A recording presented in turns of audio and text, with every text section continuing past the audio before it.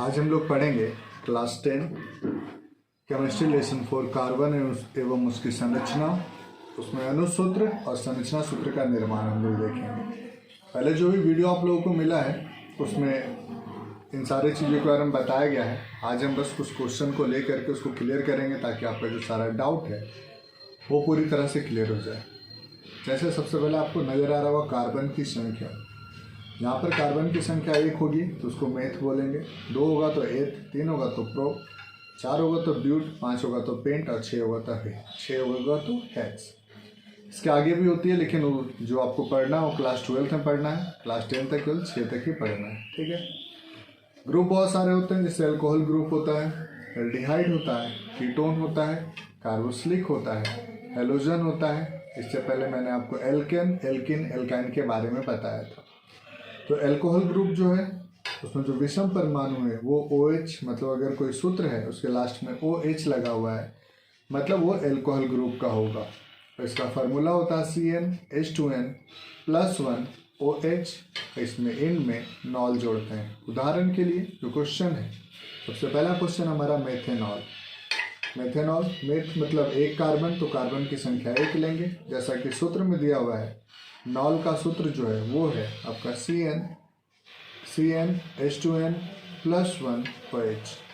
तो n की जगह पर नंबर ऑफ कार्बन रखेंगे। चूंकि मेथेनॉल बनाना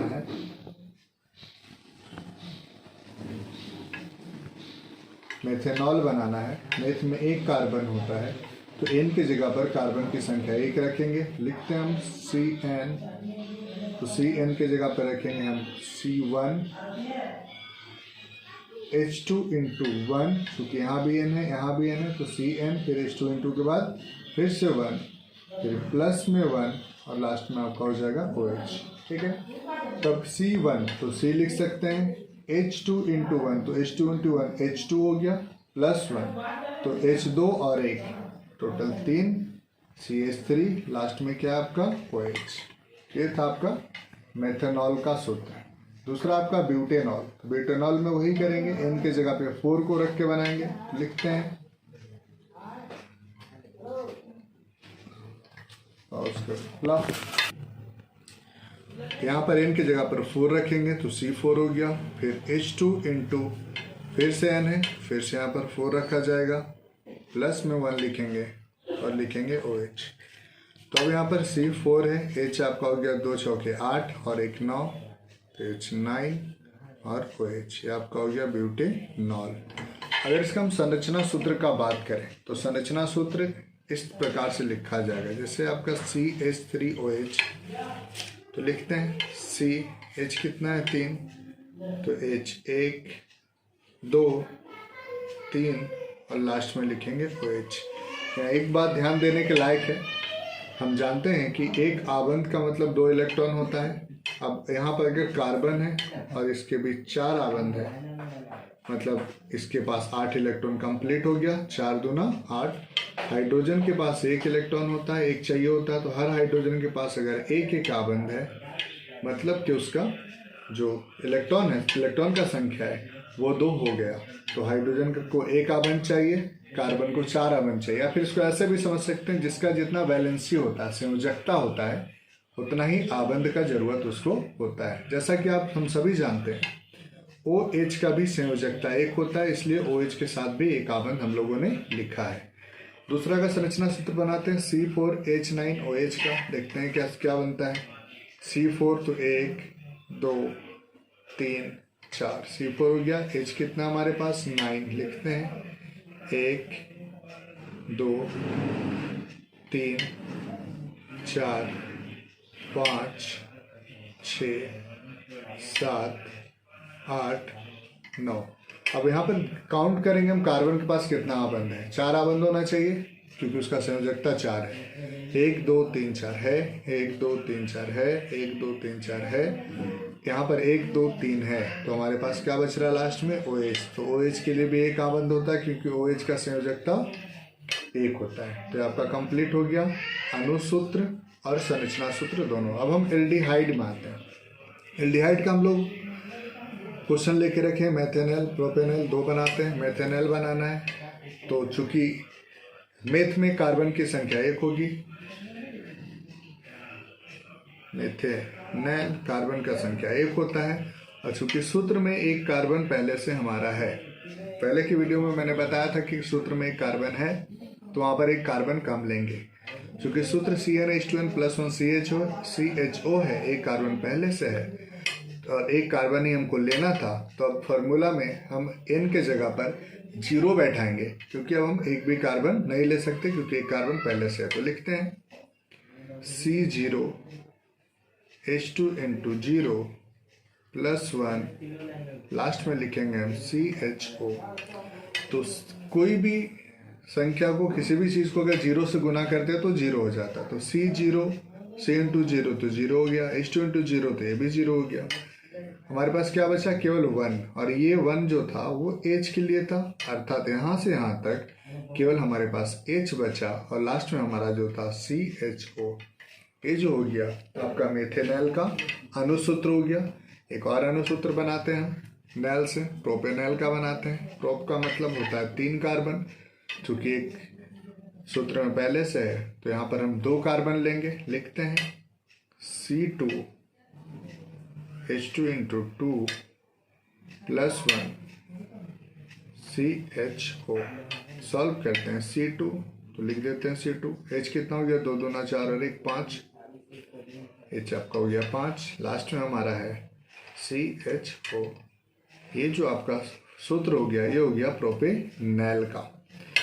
काउंट करेंगे कार्बन की संख्या को, 2 और 1 3, प्रोप, लास्ट में CHO मतलब नैल, प्रोपेनॉल। अब इसका हम संरचना सूत्र बनाते हैं HCHO का। ध्यान देंगे H है तो पहले लिखते हैं H, फिर C है, चूंकि H का संयोजकता 1 है तो एक आबंध इसमें आएगा, फिर C है, फिर से H है, फिर से एक आबंध आएगा, O है, O का संयोजकता हम सभी जानते हैं 2 होता है, तो O के लिए 2 आबंध आ जाएगा और लिख देंगे हम O। तो ये आपका संरचना सूत्र हो गया मेथेनॉल का। H संयोजकता 1 तो एक आबंध, H का संयोजकता 1 तो एक आबंध, ऑक्सीजन का संयोजकता 2 होता है तो 2 आबंध, और कार्बन का संयोजकता 4 है तो काउंट करते हैं 1 2 3 4। हम बनाते हैं एथेनॉल का। C2H5 है, 1 2 3 4 5, लास्ट में CHO तो लिखते हैं C, एक आबंध H, O है तो O के लिए 2 आबंध होता है, मैंने बताया था CHO। ये प्रोपेनॉल था, कार्बन की संख्या 3, 1 2 3, 3 मतलब प्रो, लास्ट में आपका CHO है मतलब कि नैल, तो क्या बना? प्रोपेनॉल। इसी प्रकार से हम कीटोन का देखते हैं। कीटोन का कुछ उदाहरण हम लोग लिए हैं। प्रोपेनॉन। कीटोन में एक बात ध्यान रखें, कीटोन ग्रुप में कभी भी मेथ और एथ से नहीं बनेगा, मतलब एक कार्बन और 2 कार्बन से नहीं बनेगा। जब भी बनेगा तो 3 कार्बन से शुरू होगा। देखते हैं प्रोपेनॉन। यहाँ फार्मूला में है CnH2n+1, फिर बीच में CO है, फिर CnH2n+1। यहाँ पर एक ही सूत्र 2 तरफ है और बीच में CO है, मतलब यहाँ भी एक कार्बन पहले से है, तो जब भी हम कार्बन लेंगे तो एक कार्बन यहाँ पर हम कम लेंगे। जैसे हमको बनाना था प्रोपेनॉन, प्रोपेनॉन मतलब 3 कार्बन, एक कार्बन पहले से हो तो 2 कार्बन लेंगे। अब दोनों कार्बन को बांट देते हैं, कुछ इधर कुछ इधर, तो एक इधर ले लेते हैं और एक इधर ले लेते हैं। फार्मूला के अनुसार लिखते हैं Cn तो C1, H2×n तो फिर 1, फिर प्लस में 1, फिर CO, फिर लिखते हैं Cn तो फिर से 1, H2×1+1। सॉल्व करते हैं C1, C लिख सकते हैं, 2 1 2 और +1 तो H कितना हो गया आपका 3, यहाँ से यहाँ तक क्या हो गया CH3, बीच में क्या आपका CO, फिर क्या है आपका C1 तो C, 2 1 2 और 1 3 CH3। ये आपका जो बना ये प्रोपेनॉन का अनुसूत्र बन गया। फिर से देख लेंगे, प्रोपेनॉन बनाना था, 3 कार्बन टोटल लेना था, एक कार्बन पहले से था तो 2 कार्बन लेंगे, चूंकि सेम फार्मूला दोनों ओर है तो 2 कार्बन को बांट दिए, एक इधर ले लिए। एक और क्वेश्चन देख लेते हैं हम बनाते हैं ब्यूटेनॉन का। ब्यूट मतलब 4 कार्बन, एक कार्बन पहले से हो तो 3 कार्बन लेंगे। अब 3 कार्बन में 2 तरफ फार्मूला है, तो 1 कार्बन यहाँ ले लेते हैं, 2 इधर ले लेते हैं, या फिर 2 इधर और 1 इधर, जैसे भी लिया जा सकता है, कोई दिक्कत नहीं है। लिखते हैं C1 इधर ले लेते हैं 1, तो n की जगह पे 1, H2 इंटू n है तो फिर से लिखना होगा 1, फिर प्लस में क्या हमारा 1, CO 1 कार्बन इधर लिए थे, तो अब इधर हम लोगों को 2 कार्बन लेना होगा, तो C2 H2 इंटू n की जगह पे फिर से 2, फिर से प्लस 1। सॉल्व करते हैं C1, तो C लिख लेते हैं, H2 इंटू 1 H2 हो गया, फिर प्लस में 1 है H, तो H3 हो गया, तो CH3। यहाँ से यहाँ तक जो हमारा सॉल्व हुआ ये आया आपका CH3, बीच में क्या आपका CO, यहाँ पर C2 है तो C2 H2 इंटू 2, तो 2 दूना 4 और प्लस वाला 1 5, H यहाँ पर आपका हो गया 5। अब इसका संरचना सूत्र बनाने का प्रयास करते हैं। तो सबसे पहले हम प्रोपेनोन का बना लेते हैं संरचना सूत्र। पहले आपका CH3 लिखते हैं, CH3, फिर आपका CO, तो C हमने पहले बताया था कि O के लिए डबल आबंध होगा क्योंकि उसका संयोजकता 2 होता है। फिर आपका CH3, तो फिर लिखेंगे C और H लिख लेंगे हम यहाँ पर 3। काउंट कर लेंगे सब कार्बन के पास 4 हुआ या नहीं, 1 2 3 4, 1 2 3 4, 1 2 3 4 हो गया। सब हाइड्रोजन के पास 1 आबंध क्योंकि उसका संयोजकता 1, ऑक्सीजन के पास 2 आबंध क्योंकि उसका संयोजकता 2।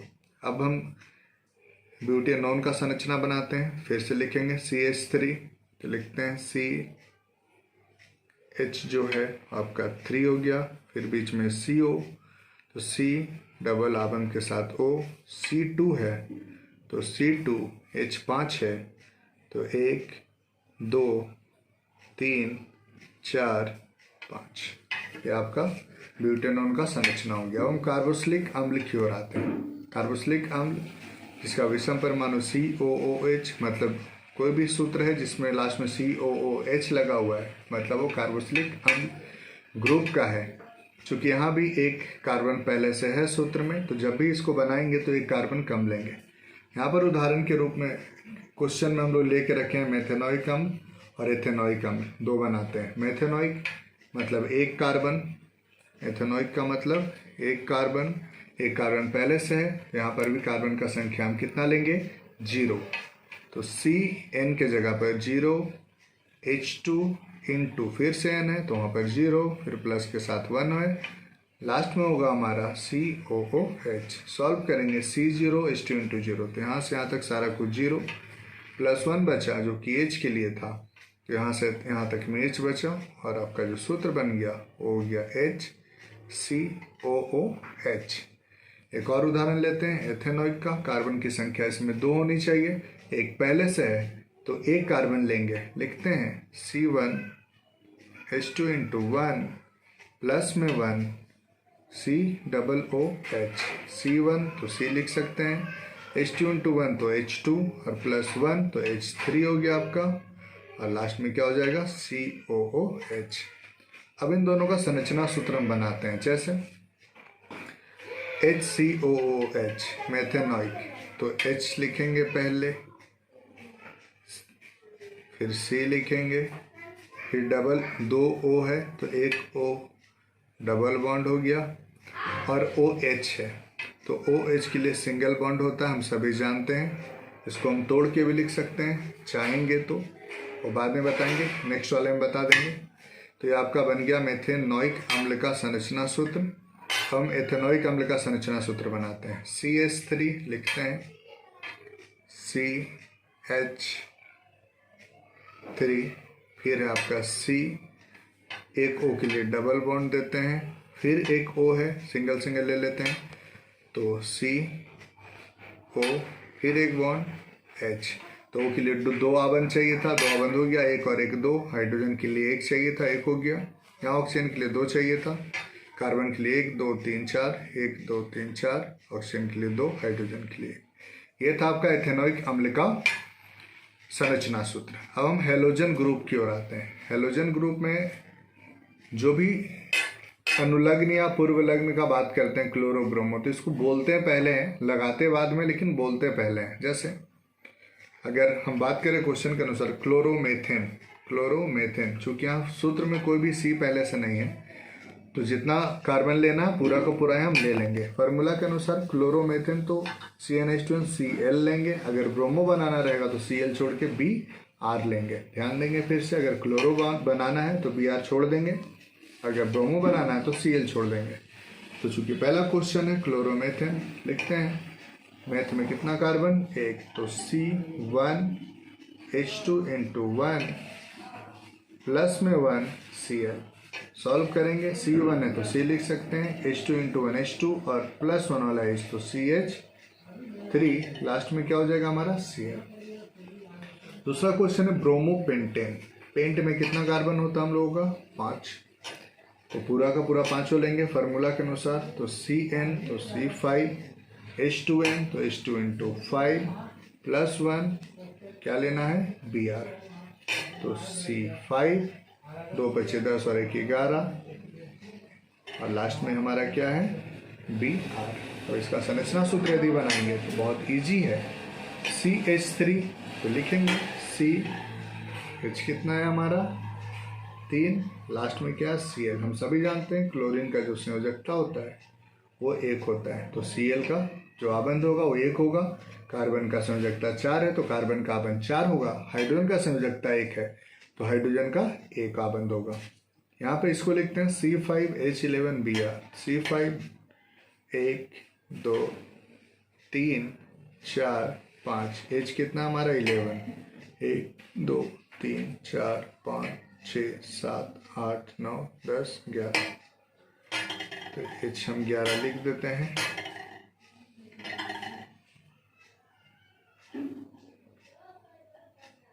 H11 और ब्रोमीन का भी संयोजकता 1 होता है तो लास्ट में लिख देंगे Br। तो ये था हमारा अनुसूत्र और संरचना सूत्र जिसके बारे में हमने जाना। इसी तरह का क्वेश्चन एग्जाम में आपको दे सकता है, जैसे सूत्र लिखा हुआ है, जैसे मान लीजिए ये लिख करके दे दिया, बोलेगा इसका नाम बताइए, तो बहुत इजी है समझना। जैसे काउंट कर लेंगे कार्बन 1 2 3 4 5, 5 का मतलब हो गया पेंट, लास्ट में आपका क्या है Br, तो शुरू में क्या लग जाएगा ब्रोमो पेंटेन, नाम मिल गया। उसी प्रकार से अगर हम इसका बात करें तो एक कार्बन है तो लिखेंगे पहले हम मेथ, लास्ट में क्या है COOH, तो क्या हो जाएगा नॉइक। हम इस तरह से नाम को ही पहचाना जा सकता है। तो आज का जो क्लास था बस यहीं पे समाप्त होता है। अगर किसी तरह का प्रॉब्लम इसके बाद ही बचता है तो आप डायरेक्ट फ़ोन के माध्यम से पूछ सकते हैं या फिर मैसेज करके ही पूछा जा सकता है। आज के लिए बस इतना ही, धन्यवाद।